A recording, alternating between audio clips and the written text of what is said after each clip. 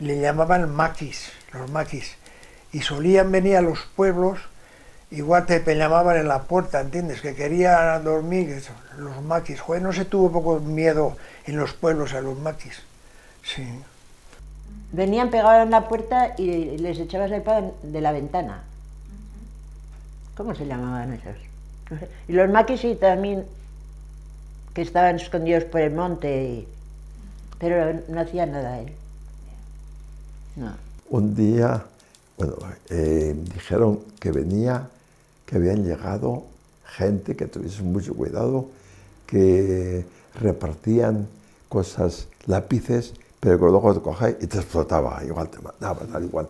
Y esos se llamaban los maquis. Y esos hicieron noche en el bosque de la izquierda ahí. Estábamos pelando las mazorcas. Serían las 8 de la tarde o así. Y dijo mi padre, han llamado a la puerta. Yo me quedé atrás y mi padre fue por delante. Por favor, pan. Estamos hambrientos. Un poco de pan. Mi padre vino arriba y les dio un trozo de tocino y algo de comida. Y se marcharon.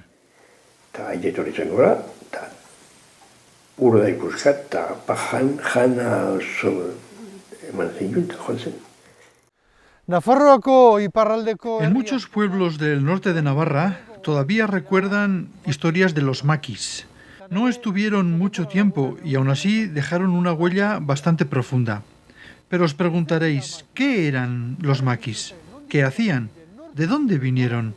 ¿Quiénes eran? ¿Cómo se organizaban? Son aspectos que conocemos bastante poco. Nosotros vamos a hablar con 3 expertos en el tema. Ángel Galán, hijo de Ángel Galán Bru. El padre fue un fiel colaborador de los guerrilleros maquis en la zona de Garde. También conoceremos a Gotzón Pérez, que ha investigado las andanzas de los maquis en la zona de Vidangoz y nos dará buena cuenta de ello. Y por último, Josu Chueca nos hablará de Jesús Monzón, de quien ha elaborado una biografía bastante pormenorizada. Jesús Monzón fue una de las personas que organizaron el maquis. Así pues, al finalizar el capítulo, conoceremos mucho mejor qué era el maquis y cómo actuaba.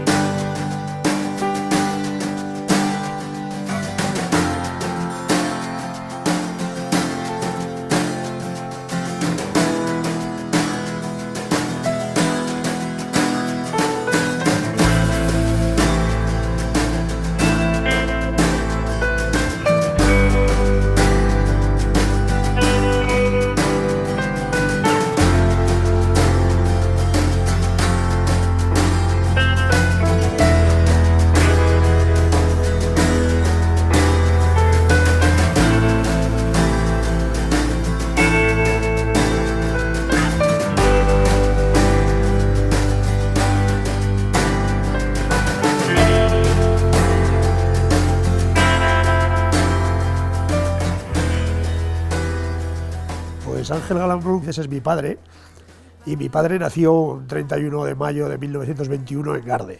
Cuando llega el 36, pues una de las personas señaladas en ese momento es mi abuelo, el padre de Ángel, Eduardo Galán. En los pueblos había organizaciones y en casa de mis abuelos, que es Casa Marracos, estaba instalada la sede de UGT. Mi abuelo era el secretario del pueblo de UGT.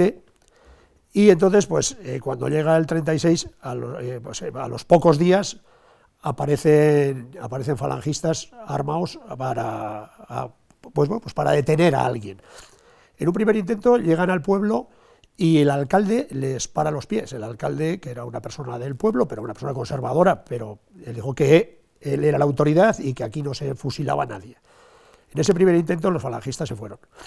Pero a los pocos días, una sola persona, un falangista solo, se presentó. Mi padre estaba en la puerta de casa jugando con algún compañero y tal. Mi padre en aquellos años, pues el 36, nació en el 21, pues aún era jovencito. En ese momento se le presenta a esta persona y pregunta por Eduardo Galán. Entonces mi padre le dice, pues no está en casa, se ha ido al ayuntamiento. y este hombre se da la vuelta y se va al ayuntamiento. Mi padre se sale corriendo por otra calle y llega antes que él al ayuntamiento, y cuando llega al ayuntamiento se encuentra que el alcalde y el secretario le comunican: oye, no te preocupes, que ya le hemos avisado a tu padre que había venido aquí una persona, entonces que se ha ido.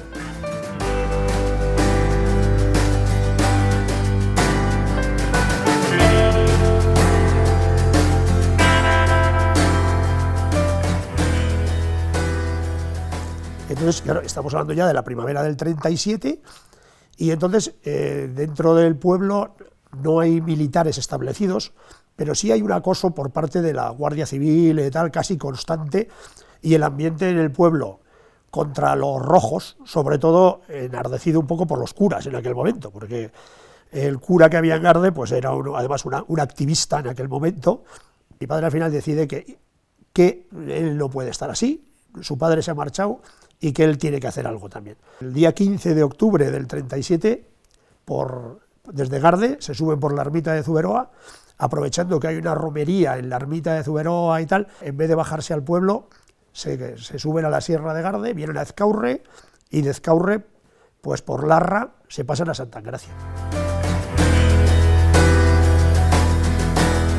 Jesús Monzón, Iruñeko... Jesús Monzón era comunista antes de que estallara la guerra, y este dato es ya de por sí bastante significativo. Quiero decir que en Navarra, antes de la guerra, en los años de la República, había muy pocos comunistas. Empezaban a organizarse por aquel entonces, por decirlo de alguna manera. De hecho, el Partido Comunista de España se creó en 1919-1920, pero en Navarra arraigó en algunas localidades, sobre todo en Pamplona, durante los años de la República. Aún así se trataba de un grupo de gente muy reducido. Monzón destacó precisamente porque la base social del partido, tanto en Pamplona como en Navarra, la componía la clase trabajadora, obreros y agricultores principalmente. Pero Monzón era de otra categoría, es decir, pertenecía a la burguesía media. Su padre era médico. Tenía un hermano ingeniero que trabajaba en la Diputación. Hay que tener en cuenta que en aquella época había poquísimos ingenieros. Y Jesús Monzón era abogado. Urrian ingeniero gutxi zeuden, diputazioan egiten zuen lana, eta Jesús Monzón bera abokatua zen, legegizona, 1934ko iraultza. La Revolución de 1934, conocida como la Revolución de Asturias o la Revolución de Octubre, tuvo una gran repercusión en Euskal Herria. Y en Navarra también hubo intentos de hacer algo. Jesús Monzón se encontraba entre los organizadores.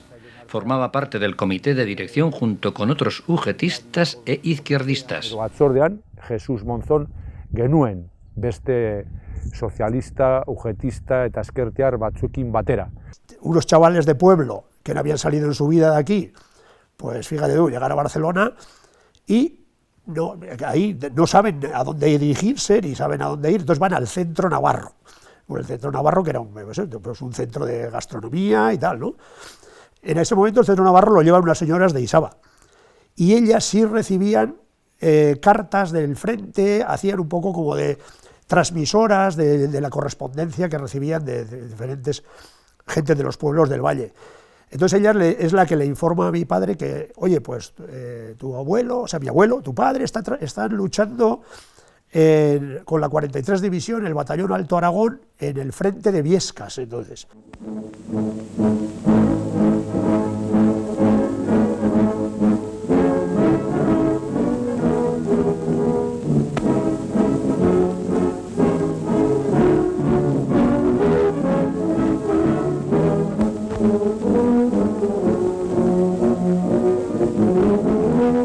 Mancats de municions i d'armaments que els permetessin contenir i acto que atacar els invasors que pretenien les serralades del Pirineu aragonès, la 43 Divisió ha abandonat les seves posicions, salvant tota l'impedimenta y diversos ramats de moltons travessant la frontera francesa. Hasta que la 43 División se retiró de ahí a Bielsa, por temas de combates y tal, van perdiendo terreno, y luego en Bielsa pasan a Francia otra vez. Ya se retira toda la división, y entonces la división entra por Barcelona.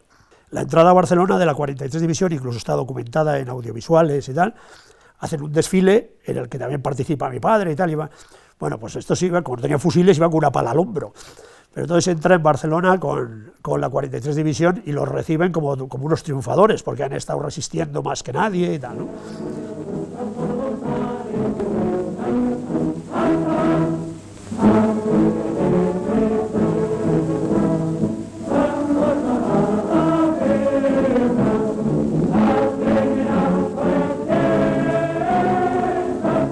Sense armament, dipositat a la frontera francesa, colrats pel sol, la neu i els vents del Pirineu, els homes de la divisió 43 reberen l'homenatge del poble i el tribut del govern representat per Álvarez del Valle i de l'exèrcit pel tinent coronel Cordón, subsecretari del Ministeri de Defensa Nacional. Llor els Quitanal han posat el nom de l'exèrcit popular i dels qui Espanya espera la seva alliberació total.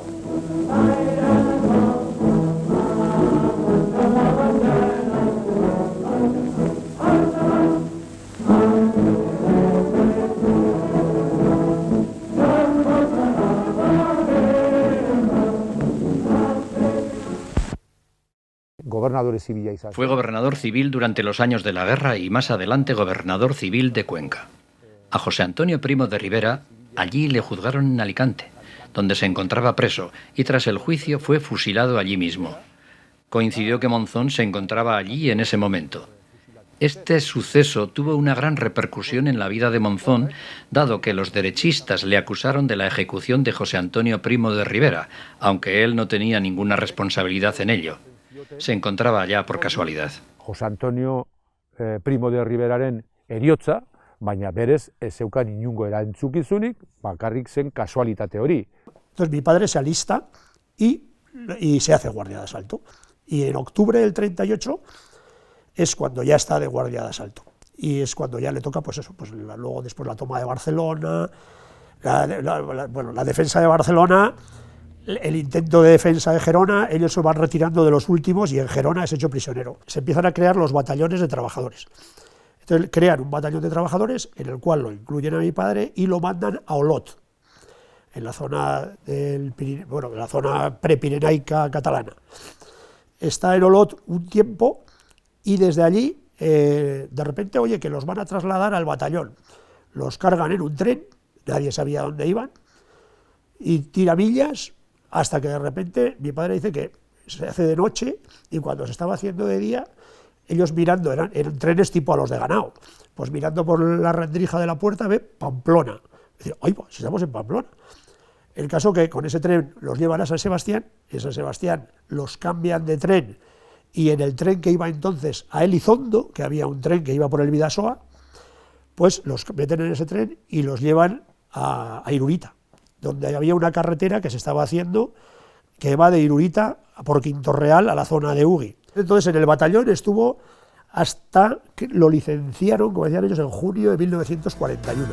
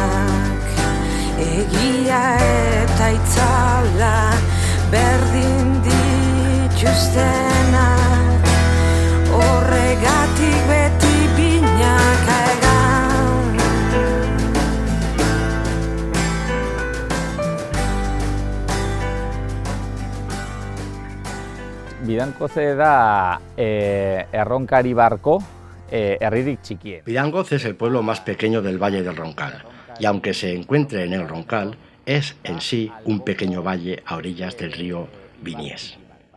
Es curioso, porque en el siglo XX se conocía a Bidangoz como el pequeño Vaticano, dado el número de religiosos que había, todos ellos de la propia localidad. Evidentemente, ese hecho guarda una relación directa con el papel que asumió la Iglesia en la guerra. Claro, horrek lotura daka Elizaren oposizioarekin Aquí la mayoría de la gente era de ideología carlista y eso influía en su modo de pensar. A punto de acabar la Segunda Guerra Mundial, los republicanos, algunos de ellos eran de aquí, participaron en la expulsión de los nazis del sur de Francia. El Partido Comunista de España barajaba ya la posibilidad de volver a España y Jesús Monzón, dirigente del Partido Comunista de Navarra, planteó junto con otros dirigentes una estrategia para ocupar el Valle de Arán en Cataluña. Partido Komunistak ikusten ari zen hori zela Espainiara bueltatzeko aukera, ez? Horretarako Jesus Monzón bazebilen Partido Komunistako buruan, eta zen Nafarra, eta planteatu zuten estrategia bat okupatzeko batez ere Baldaran, ez? Katalunian. Gerra amaitzear zegoenean edo gerra amaituta A punto de acabar la guerra, o una vez finalizada, huyó, si no me equivoco, de Alicante en avión, o por lo menos desde el Mediterráneo hacia Argelia. En el mismo avión iban Dolores Ibarruri, la pasionaria, y su secretaria Lidia Falcón. La pasionaria y Lidia Falcón se dirigían a Rusia. Hay que tener en cuenta que muchos dirigentes comunistas se dirigieron a Rusia o a México y otros se quedaron en Argelia, que era en aquel entonces un departamento francés. Monzón fue uno de ellos, pero volvió enseguida a Francia, donde comenzó a reorganizar nuevamente, junto con otros comunistas, el Partido Comunista de España, principalmente en el sur de Francia, en la zona conocida como Midi, que abarca los departamentos comprendidos desde Marsella hasta el Haut-Pyrénées. Aurrera, PC delakoa alderdi komunista berrantolatzen batez ere hori, Frantziako hegoaldeko departamentuetan. Midi deitzen diogun eskualde horretan, Marsellatik zera Haut-Pyrénées arte doazen departamentuetan.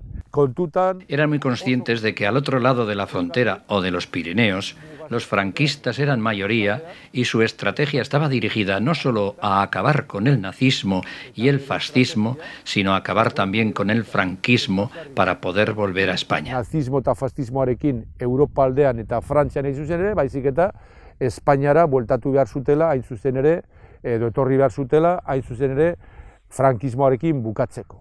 A finales del 43, alguno de la gente del pueblo de Garde, que ha combatido con él en la 43 División y tal, y combatieron a los nazis en Francia, pues empiezan a venir a ver a la familia clandestinamente a Garde. Entonces él se encuentra con uno y le transmite que están buscando que probablemente cuando acabe la guerra, que los nazis van a perder y que cuando acabe la guerra, que a Franco le quedan 4 días, que necesitan apoyos y enlaces en esta zona. En ese momento, claro, pues mi padre no dice que no. Y es cuando contacta con el maquis y es cuando empieza su etapa de apoyo que dura desde el 44 hasta los años 50 y tantos, porque al principio los golpes armados duran pocos años, pero después sí que esporádicamente siguen pasando, trayendo a líderes políticos, trayendo a gente, incluso hay épocas en las que traen armas para un posible levantamiento contra el general Franco y tal. En fin, en octubre del 44 entra una columna de maquis, entre los cuales va un ex sargento de la República, que es Tomás Galé, que era natural de Garde, de Casa Chiquín, y que además se identifica a un pastor en Ezcaurre, y porque él le dice, dale recuerdos a un cacique del pueblo del bando nacional, dice, dale recuerdos y le dices que vuelve Chiquín, o sea, como diciendo, cuidado. Bajaban a pedir comida a las casas, les daban, claro. Aquí pasaron los demás por detrás, de ahí para el otro lado de la Trinidad, por ahí, sí, por el monte, y de ahí cruzaban por la Tasa,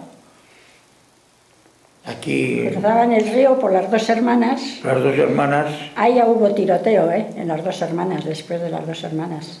Resulta que pasó un grupo de maquis el río, por allá, por las Dos Hermanas, cruzaban el río, iban hacia San Miguel, de allá querían ir hasta Asturias, para juntarse con los mineros, que estaban sublevados por allá.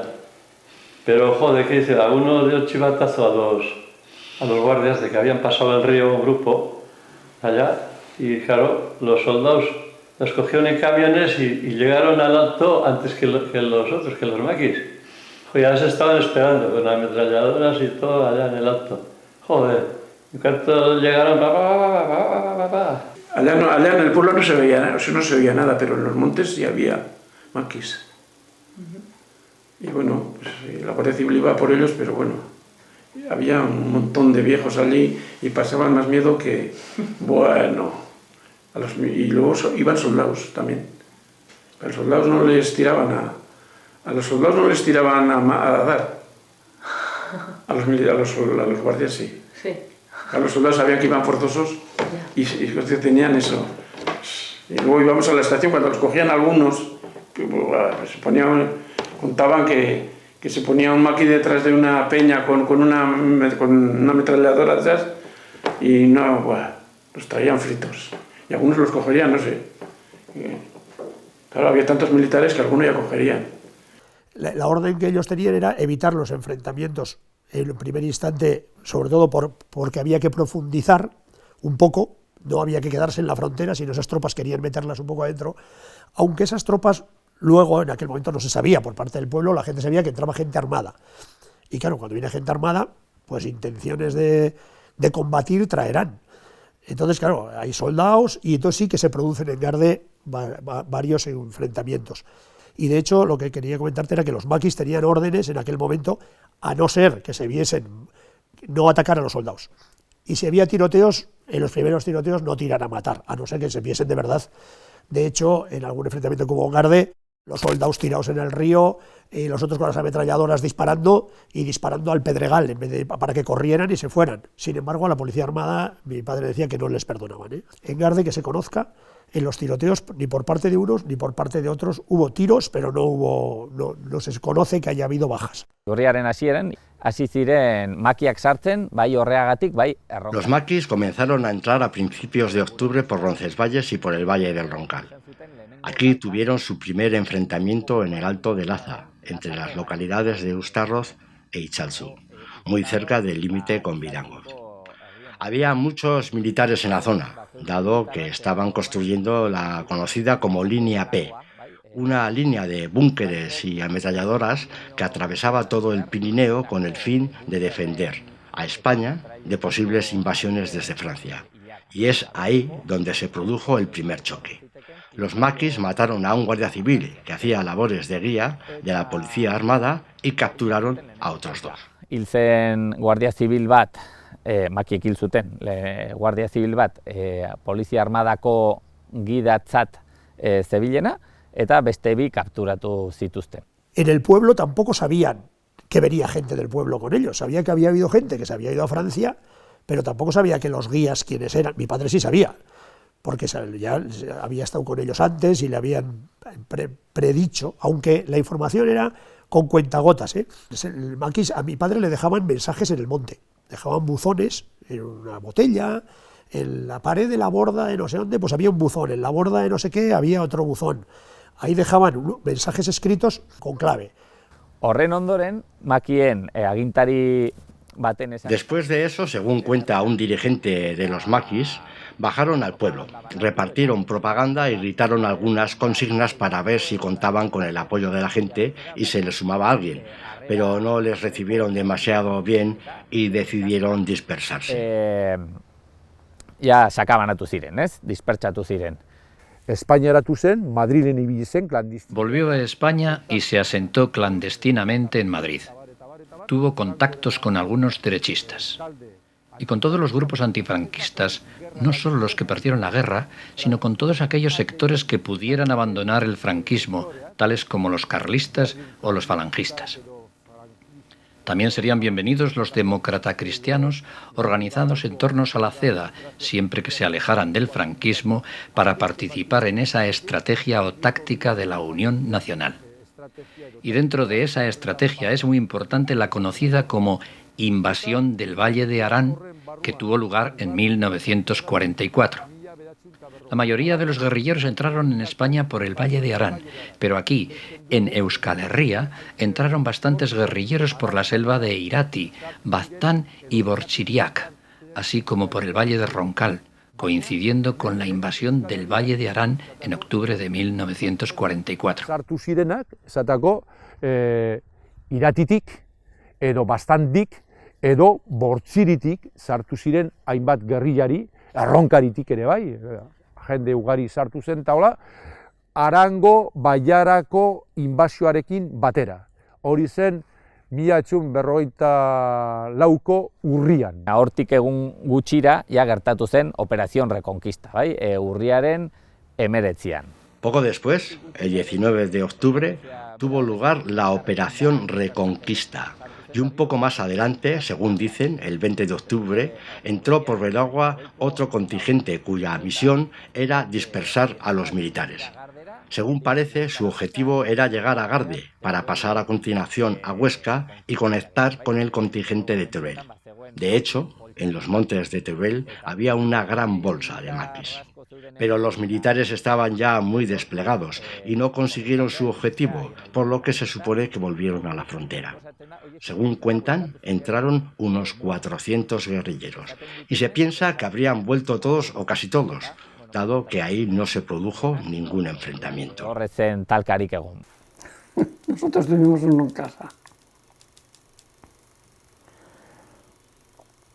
Y su padre era guardia civil, sargento. Fue. Y estos, no sé, tú no has oído porque no has podido oír, de Ochoa eran parientes de los de Juan de Dios, por la parte de la madre. Juan de Dios era hermano de esta que era madre de este maqui, para que entiendas. Se fue a los maquis, se pasó. Y un día apareció en nuestra casa cuando estaban mis hermanos haciendo la faena de trabajar en la masa, haciendo los panes. Y llamó y lo tuvieron encerrado en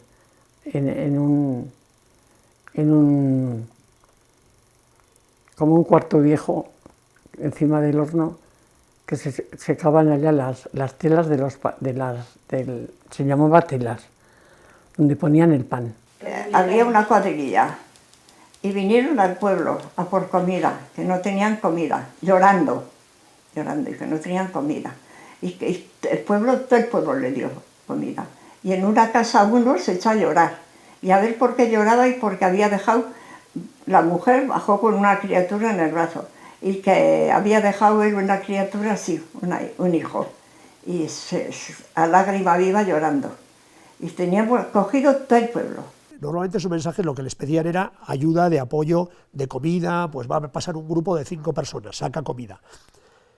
Y mi padre conseguía la comida de una tendera del pueblo, cuyo marido estaba en Francia también, y esta mujer tenía una tienda, Julia Vejino.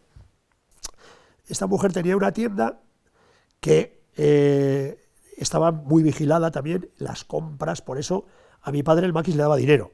Se lo dejaban en el monte, mi padre bajaba el dinero, pero tenían que comprar con mucha, no sé, como en pequeñas dosis, porque claro, si esta mujer de repente encargaba 5 jamones más de lo habitual, aquello cantaba. Y entonces, de hecho, la policía varias veces estuvo en la tienda registrando, mirando el almacén.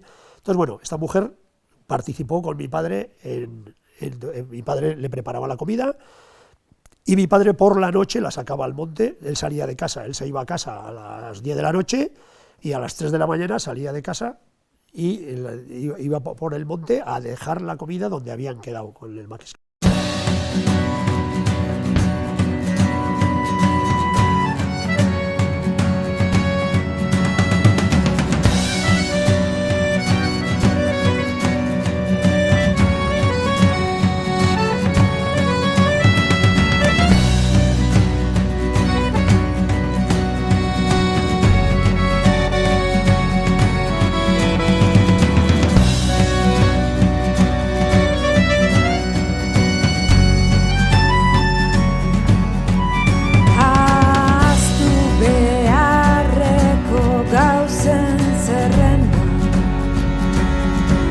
Zenbat zara orain, gaizki egin jako gauzen artean.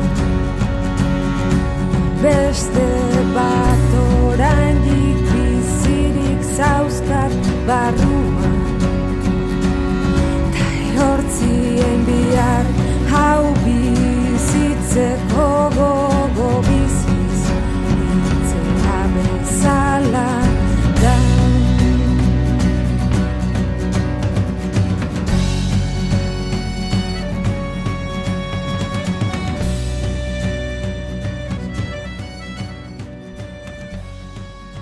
urriaren amaieran, oraindik geratzen ziren. A finales de octubre aún quedaban algunas ovejas aquí.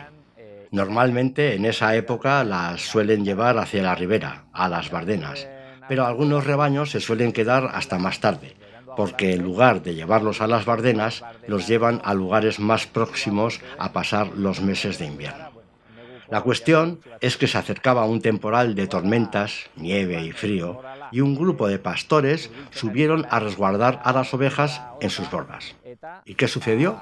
Pues que subieron a meter a las ovejas en la borda y se la encontraron llena de maquis. Siguieron a la siguiente y lo mismo, y así sucesivamente. Eta ze gertatu zen? Igual etxeko bordara joan, ardiak sartzera, makiz beteta. Bueno, pues urrengo bordara, eta makiz beteta. Eta urrengora, eta berdin, ez? Altxunbidea edo... Encontraron las 4 bordas de Altxunbidea o cercanas a la cañada del Roncal llenas de maqui. Según cuentan, habría unos 300 en total. Decidieron volver del término de Bidangoz hacia la frontera, pero como sabían que Altxunbidea estaba vigilado, optaron por atravesar el río Viñes en Bidangoz. Según parece, en ese grupo no había ningún habitante de la zona y tuvieron que coger un guía. Así, en el monte Odieta, encontraron a un hombre de Bidangoz, Juan Layana, al que también llamaban Juan Zapatero, y le dijeron que les llevara a Francia. Hartu barri izan zuten gida bat. Eta hor Odieta mendian, aurkitu zuten hartzain zebilen Bidankozeko gizon bat, Juan Layana edo Juan Zapatero deiturikoa. Eta horren bitartez, esan zioten, venga, eraman. Este Juan cogió el camino de Francia, pero él o alguno de los maquis ya sabía que si continuaban por ese camino acabarían encontrándose con algún contingente de policía armada que les estaría esperando en alguna borda o en algún otro lugar. Y decidieron marchar por el siguiente cerro. Y así subieron a ese monte que se ve ahí, a Santa Bárbara. Orduan aldatu barri izan zuten urrengo zerrora, eta igo ziren hor ikusten den Santa Bárbara mendira. Makiak gozetuta, nekatuta zeudela. Los maquis estaban hambrientos, cansados, y Juan Zapatero se escapó cuando tuvo ocasión. Pensaba que si no lo hacía, lo matarían. Así saltó al precipicio para salvar su vida y consiguió llegar a Urzanqui bien entrada la noche. ¿Qué sucedió con aquellos maquis que se quedaron en Santa Bárbara? Según Juan Zapatero, no pudieron sobrevivir.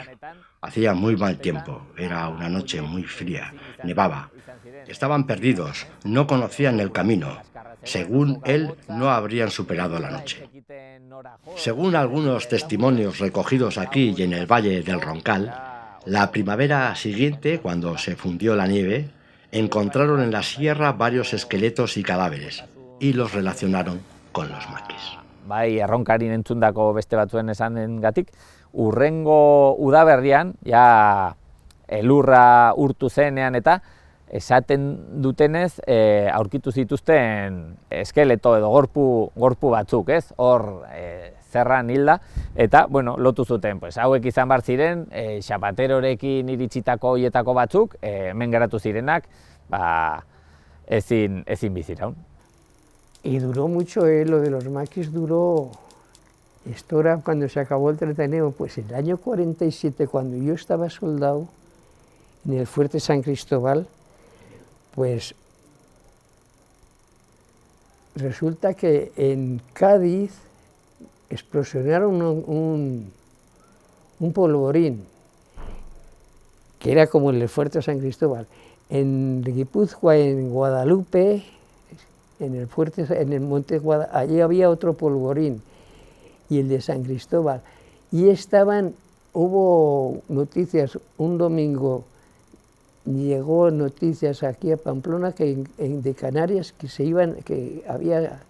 iba a haber acto de sabotaje aquí a este fuerte. Hay un asca antes de coger una curva allí, no sé si verás, se llama Echave aquello. En Echave le pegaron unos tiros a un maqui y le trajeron aquí herido, y yo me acuerdo una mujer, y como pasaron de aquí con los soldados de aquí para arriba.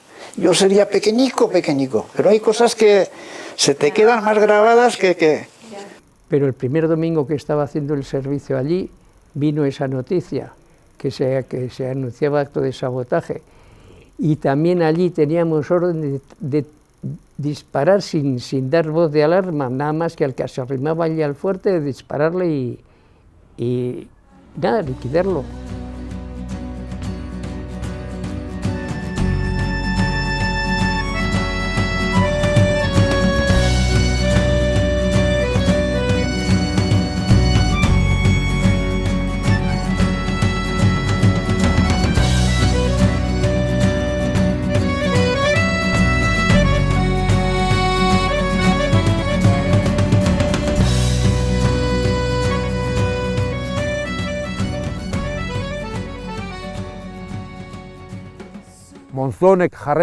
Monzón continuó en España, en la zona de Madrid, hasta 1945, y tras el fracaso de Arán, lo detuvieron en Barcelona en 1945.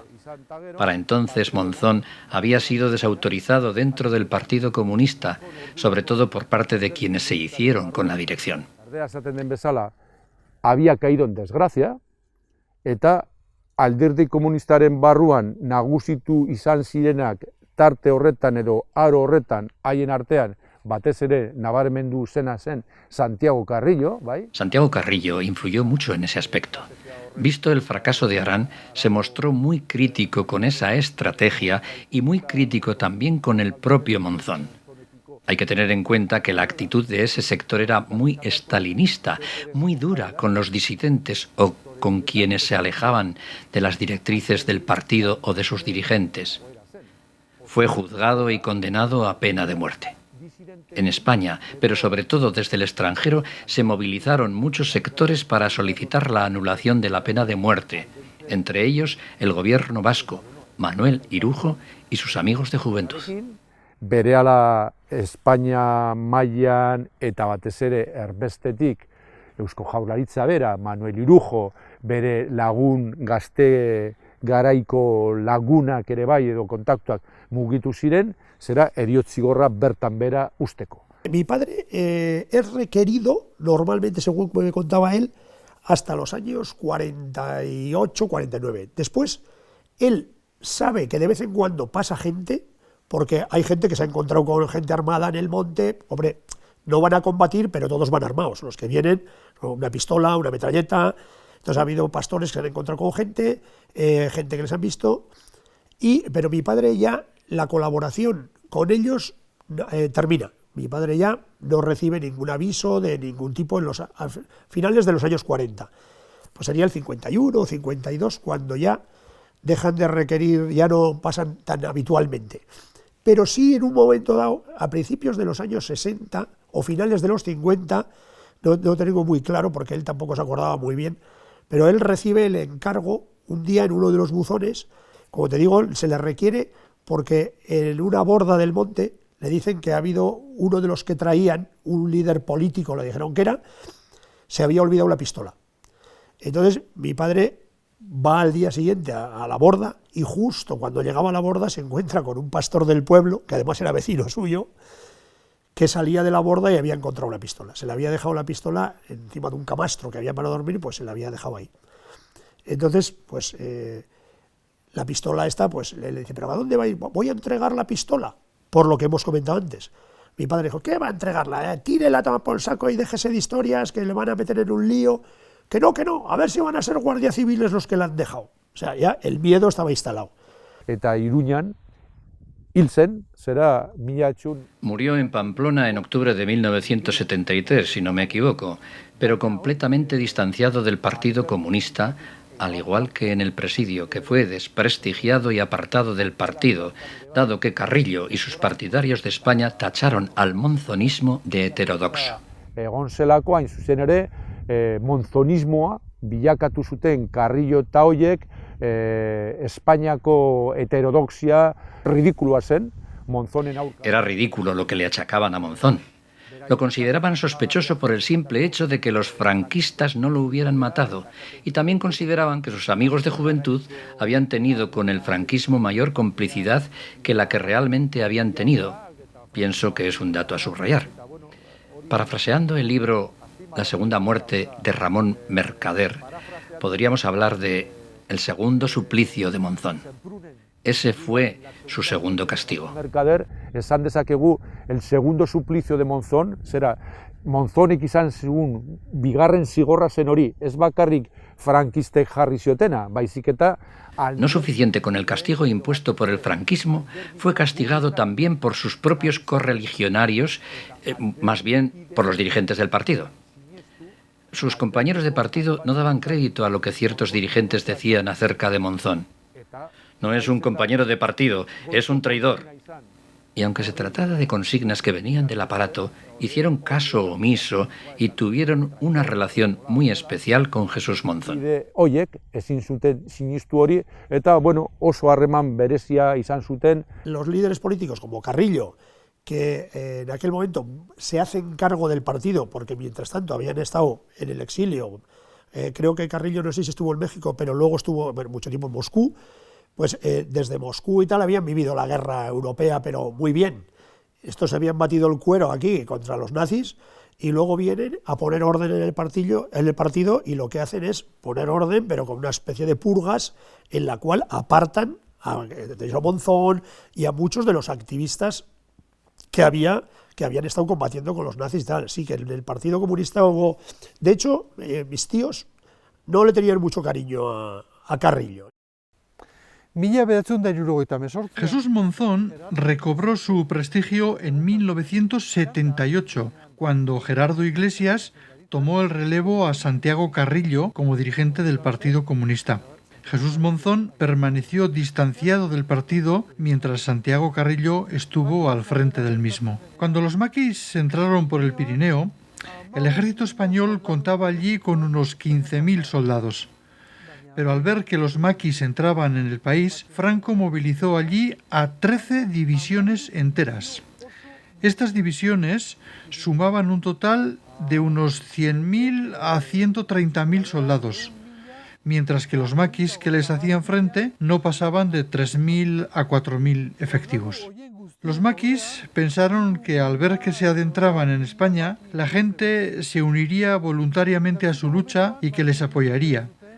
Pero desgraciadamente no sucedió así y empezaron a tener pronto problemas de abastecimiento, dado que tenían grandes dificultades para aprovisionarse de comida y otros suministros. Esas dificultades aumentaron cuando el ejército se desplegó a lo largo de todo el Pirineo, puesto que tomaron todos los caminos, cruces de caminos, puentes y lugares de paso. Eso dificultó enormemente las labores de aprovisionamiento. Los maquis eran guerrilleros muy experimentados. Hay que tener en cuenta que habían luchado contra los nazis y eran muy fuertes ideológicamente. A pesar de todo, toda esa experiencia y toda esa formación no fueron suficientes para culminar con éxito la operación Reconquista, y el intento fracasó. Baina hala ere, beren prestakuntza eta formakuntza hori dana etzen nahikoa izan, Reconquista operazioa arrakastaz burutzeko, eta dana gelditu zen huts egindako saio batean.